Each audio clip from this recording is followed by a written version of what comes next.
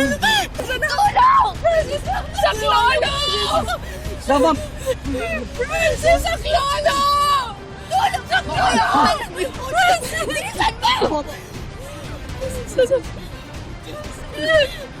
Saklolo, tulungan niyo kami! Francis! Francis, ako! Tulong! Bilisan mo, kuya! George, please. Ibigay mo na sa akin yung baril. Ipapaliwanag ko sa yung lahat. No! Kaming dalawa lang ng anak ko ang aalis. Kaya tumabi ka dyan! Dahil kung hindi ako magdadalawang isip na iputok to, Inigo.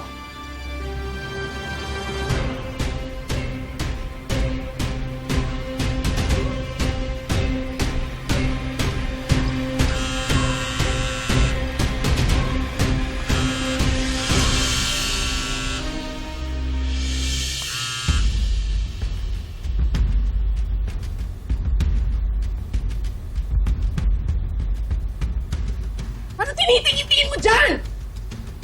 George, we really have to go. Sina Sergeant Royales andito na. Please. Please, let's go.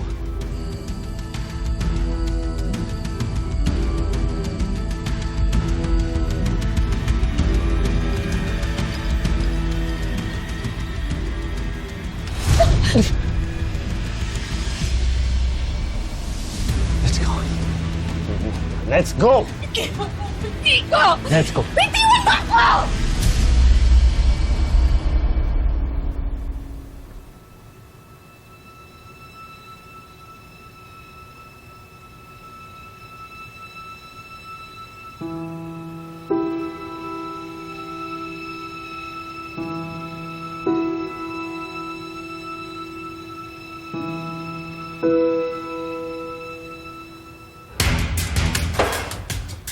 Go, go, go, go!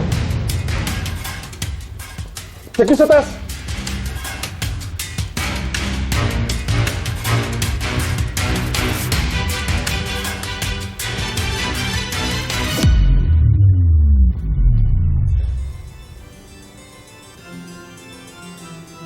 Sofia! Sofia! Halika nga! Halika dito! Halika dito!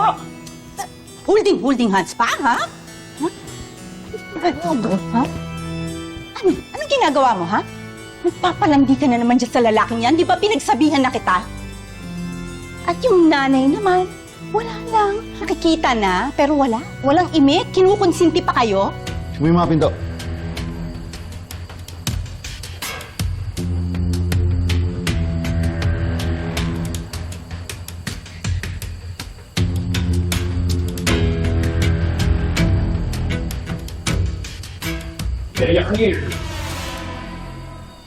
Mom, we're just praying for Ate George. Praying for Ate George. Kailan mo pa naging obligasyon ipagdasal si George? Pwede ba? Walang mangyayari dyan sa dasal mo, kaya i-reserve mo na lang para sa iba. Hoy, Vivian. Ang itim talaga ng budi mo, no? Sigurado ko ba anak mo tong si Sofia? Kasi siya may puso, pero ikaw wala. Nagsayang mo? George! George! Javier! Sus! Sumama kayo sa akin! Dali! Last na Miss Samantha. Nire-rescue namin si George. Yes, Sergeant Royales, tulungan niyo po kami ni Puno. Sinakasaan po nung pala sa Sailors Francis, yung kapatid ko. Ano? Karma nyo lang yan! Yung nangyayari sa inyo, karma yan! Hoy, grabe ka naman! O, bakit? Nasa peligro yung anak ko! Bakit? Hindi ba? O, talaga! O, ano? Kasal kami para sa... Kasal daw! Naglalandian yung dalawa! Kung ka pa! Ano? Pakialam ko ba doon? O, pakialam ko kay George!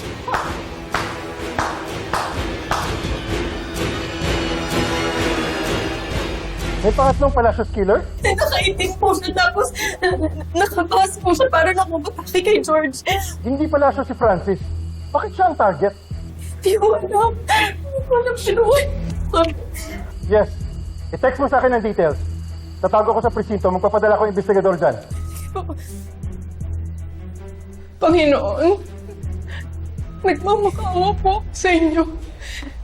Iligtas po ninyo si Francis.